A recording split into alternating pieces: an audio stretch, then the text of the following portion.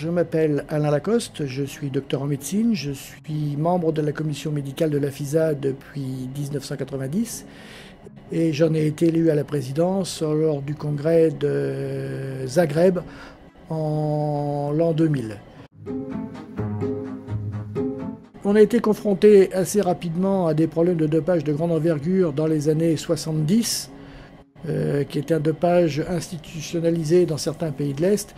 Et on a été amené à réagir très rapidement.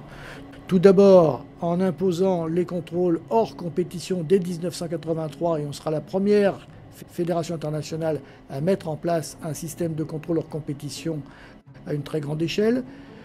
Toutes les fédérations l'ont pratiquement accepté. 2 fédérations ont rechigné au départ, l'Allemagne de l'Est et la Bulgarie, mais rapidement tout le monde acceptera cette règle.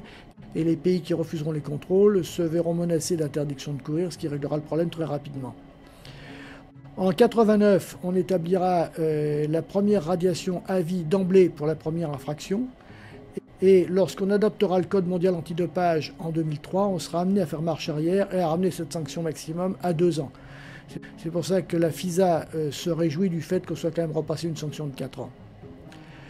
En 1991, c'est-à-dire bien avant le code, on va obliger les athlètes à signer un formulaire comme quoi ils s'engagent à se soumettre à tout prélèvement sanguin, urinaire ou gazeux afin de lutter contre le dopage et à informer leur médecin d'équipe de tous les médicaments qui auraient pu leur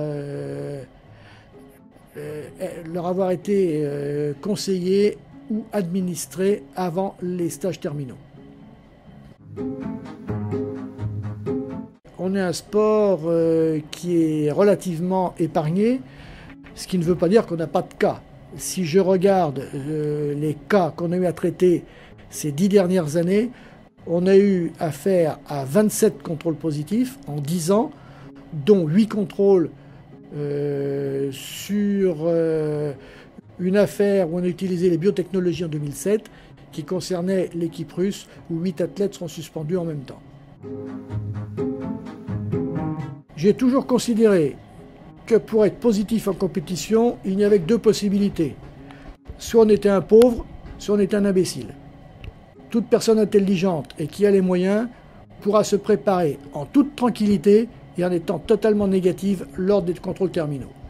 C'est pour ça que le gros de pratiquement toute notre lutte antidopage est axée sur un travail qui est fait tout au long de la saison. On a mis en place un profilage hématologique depuis 2001. Depuis 2010, on applique le passeport et la plus grande partie de nos contrôles sont réalisés sur les athlètes en dehors des compétitions tout au long de l'année.